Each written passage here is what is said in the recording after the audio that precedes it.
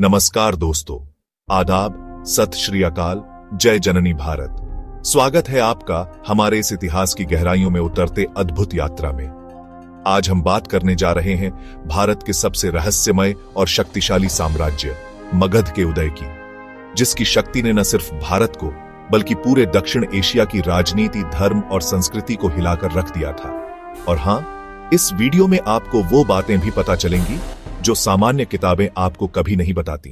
मगध, भारत का पहला super power Magadh, आज का बिहार, जिसकी राजधानी कभी राजगीर, प्राचीन गिरिव्रज और फिर पाटलिपुत्र रही। 6वीं शताब्दी ईसा पूर्व, जब भारत 16 महाजनपदों में बंटा था, मगध धीरे धीरे अपनी सैन्य शक्ति और कूटनीति से बाकी जनपदों को अपने अधीन करने लगा।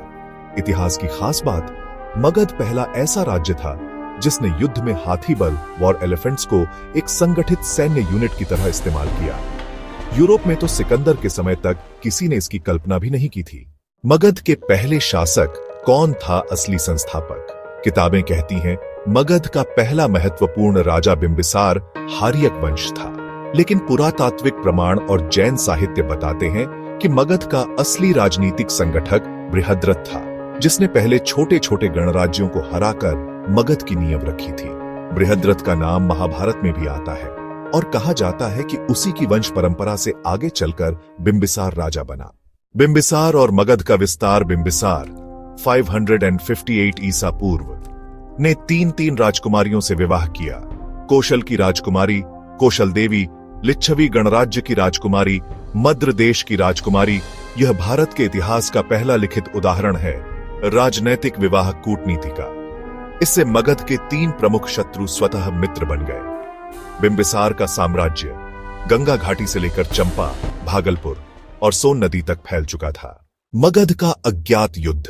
अंग पर अधिकार। सामान्य किताबें बताती हैं कि मगध ने अंग देश भागलपुर को अपने अधीन कर लिया, पर पुरानी बौद्ध कथाएं बताती हैं कि यह युद्ध इतना खूनी था कि गंगा के पानी का रंग लाल हो गया था। अंग देश के राजा कराल उग्रराज को युद्ध में मारने के बाद बिंबिसार ने वहां विशाल युद्ध स्मारक बनवाया, जिसे आज भी मानथुर स्थान कहा जाता है, मगर यह किताबों में दर्ज नहीं है। मगध और धर्म। मगध पहला ऐसा राज्य था जहां जैन धर्म, बौद्ध धर्म और वैदिक धर्म तीनों ने एक साथ अपने विचारों को फैलाया।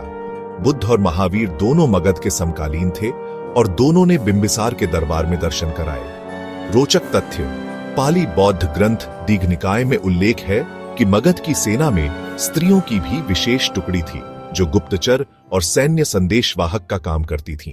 बिंबिसार के पुत्र अजातशत्रु 491 ईसा पूर्व ने मगध को एक महाशक्ति बनाया। अजातशत्रु ने पहला रथ किला वॉर चैरियट फोर्ट बनवाया था, जिसमें घोड़ों की सुरक्षा और युद्ध सामग्री भंडारण का विशेष प्रबंध था। उसने कौशल, अवंती और वज्जी गणराज्य को हराकर मगध की सीमाएं नेपाल तक पहुंचा दी। साधारण किताबें सिर्फ जिक्र करती हैं कि वज्जी गणराज्य पर अजातशत्रु ने हमला किया, पर बौद्ध ग्रंथों में दर्ज एक रहस्य है कि वज्जी के राजा चेतक और अजातशत्रु के बीच 4 साल तक जासूसी युद्ध चला। दोनों तरफ गुप्तचरों ने एक दूसरे के नगर में विद्रोह भड़काने की कोशिश की। यह भारत का पहला दर्ज कूटनीतिक युद्ध था।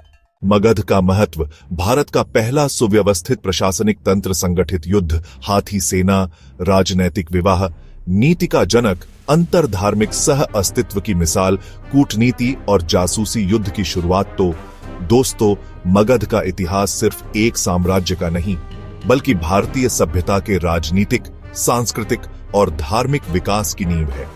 यहां से ही चंद्रगुप्त मौर्य, अशोक महान और गुप्त सम्राटों की गाथाएं जन्मी। और सबसे बड़ी बात, इतिहास वही नहीं जो किताबों में है, असली इतिहास वो है जो जमीन के नीचे और प्राचीन कथाओं में अब भी छुपा है। अगर आपको भारत के ऐसे ही गुमनाम, गहरे और अद्भुत इतिहास में रुचि है, तो इस चैनल को जरूर सब्सक्राइब करें। वीडियो अच्छा लगा हो तो लाइक करें और कमेंट में लिखिए जय मगध। मिलते हैं अगले एपिसोड में इतिहास की किसी और भटकी हुई कहानी के साथ। इतिहास को जानो, तभी देश को समझोगे। मिलते हैं अगले वीडियो में, तब तक के लिए जय हिंद।